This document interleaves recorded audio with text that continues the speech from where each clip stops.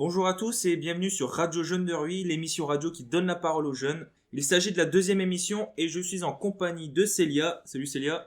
Bonjour. Et de Léa. Bonjour. On va quand même rappeler à nos auditeurs que vous êtes scolarisés à l'école primaire de Ruy. On enregistre d'ailleurs à l'intérieur de cette école. Les filles, vous pouvez nous dire dans quelle classe vous êtes ? CM1. Donc ça vous fait quel âge ? 9 ans. Alors, on a perdu Bastien dans la bataille parce qu'il est positif au Covid. On lui souhaite un bon rétablissement. Est-ce que vous avez des nouvelles un petit peu de Bastien ? Pas vraiment. Tout ce qu'on sait, c'est qu'il était asymptomatique. Oui. Donc, il n'avait aucun symptôme. C'est juste qu'ils ont découvert qu'on était de nouveau cas contact avec quelqu'un d'autre. D'accord, ok. Donc justement, les filles, pour cette deuxième émission, je voulais commencer par avoir votre ressenti par rapport à ce Covid et à l'impact qu'il a dans votre vie quotidienne, et notamment à l'école, parce que, on dit tout à nos auditeurs, la semaine dernière, on devait enregistrer une émission. Votre classe, elle était fermée, donc on n'a pas pu enregistrer. Donc j'aimerais savoir, quand on a 9 ans, comment on vit cette pandémie ? Qu'est-ce que vous en pensez ? Vas-y Léa, si tu veux commencer. C'est très difficile parce que nous, on aime s'amuser beaucoup et à cause du Covid, on peut plus s'amuser en enlevant le masque. On peut pas enlever son masque en être proche des autres. C'est vrai, par exemple, avec nous et les filles, des fois on s'amusait à faire des films et tout ça, ou à commencer les scripts et après on vient chez les autres et on fait le film. Et maintenant qu'il y a le masque et toutes ces restrictions, on va plus forcément chez les autres. Et est-ce que par rapport à l'école, vous avez trouvé des choses qui ont changé ? Par exemple, vous allez à la cantine, vous les filles ? Vous mangez à la cantine ? Oui. Et il y a des choses qui ont changé par rapport à ça ? Oui. Il y a quoi ? On peut plus aller aux toilettes, on peut plus se balader dans la cantine. Vous faites comment alors si vous pouvez plus aller aux toilettes ? On doit y aller soit avant là ou soit en revenant de la cantine. Par rapport à... Donc j'imagine il y a un nouveau protocole sanitaire qui est mis en place. Vous devez vous faire régulièrement tester ou comment ça se passe ? Ça fait depuis 2 semaines que presque tous les 2 jours on se fait tester parce que y a des cas Covid sur cas Covid. On a eu Bastien, après on a perdu Camille, on a perdu beaucoup de monde, donc c'est vrai que faut se faire tester régulièrement, oui. Vous vous sentez un peu stressé par rapport à ça ? Vous avez peur de l'avoir ou alors vous vous dites c'est tout, si je l'attrape, je l'attrape. C'est vrai qu'il commence à stresser. À la vraie radio, il commence à nous stresser avec toutes ces gestes barrières qu'il faut respecter. Et au final, on sait qu'il y a beaucoup de morts. Et vous les filles, vous l'avez déjà attrapé ou pas le Covid ? Alors moi pas du tout, ma famille est passée dedans à plein nez et moi j'étais avec mon père sans savoir qu'il était positif, j'étais avec mon père et tout ça.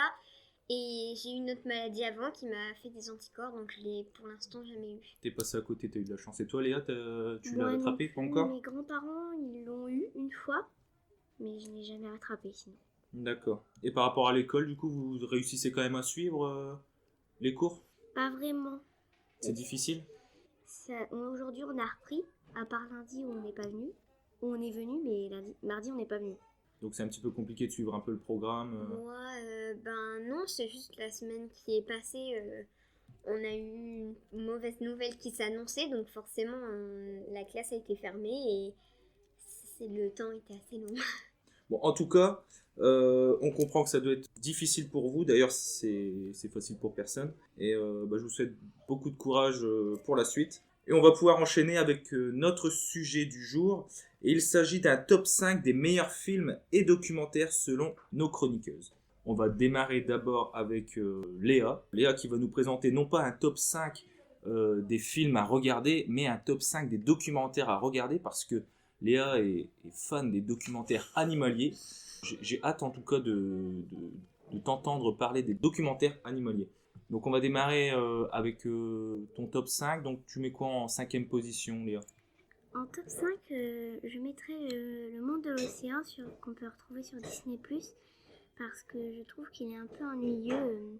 C'est beaucoup de vocabulaire, ils disent pas beaucoup de renseignements. Donc en fait, il fait partie de ton top 5, mais pour toi, c'est un peu ennuyeux. Oui. Donc rappelle-moi, c'est quoi le titre ? Le Monde de l'Océan.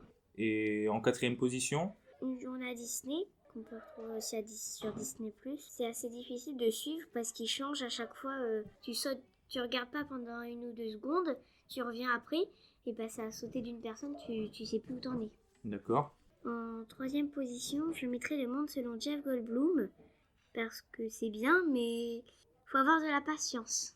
Parce qu'à la fin, il fait beaucoup de dialogues et donc on comprend pas très bien. Vous pouvez retrouver sur Disney+.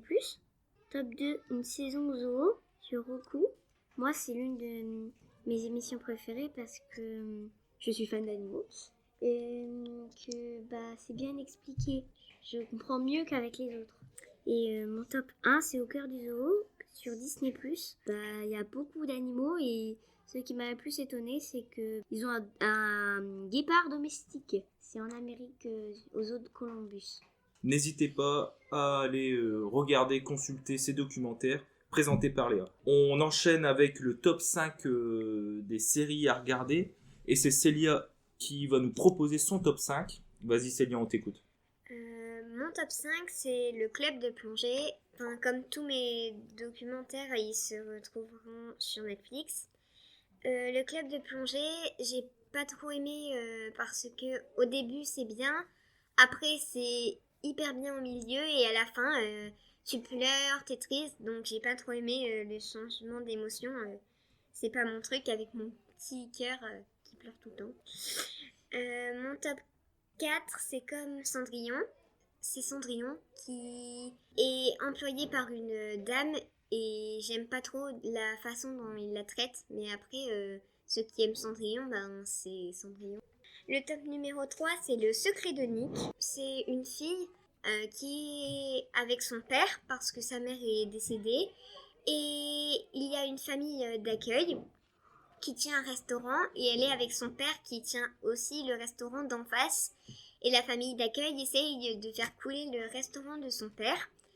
Et donc son père finit en prison parce que son restaurant a coulé. Et elle va dans cette famille d'accueil, elle se fait passer pour leur cousine pour essayer de se venger de ce qu'ils ont fait à son père. Le top 2 est Dynasty. Bon, j'ai rien compris à la série, j'avoue, mais je la trouvais bien. Non, t'as rien compris, mais elle a l'air cool, donc Voilà. on retiendra Dynasty du coup, ouais.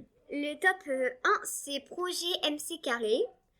Je l'ai trouvé bien, c'est une série d'agents secrètes qui sont à l'école et elles résolvent des mystères, mais c'est pas comme des dessins animés que je regardais avant. Là, c'est vraiment une série que j'ai dû regarder au moins 8 fois, sans hésiter, 8 fois en boucle, et elle est très longue. Donc ça, c'est vraiment ton numéro 1, c'est Oui. Projet MC Carré. Et il y a combien de saisons, ça ? Il doit en avoir 3 ou 4. Et il y a combien d'épisodes par saison ? 12. Quelque chose à rajouter, Léa ? C'est beaucoup 12 épisodes par saison, c'est beaucoup ? Oui, c'est beaucoup. à regarder. Ok. Merci les filles pour cette émission, puis on se retrouve la semaine prochaine. Au revoir.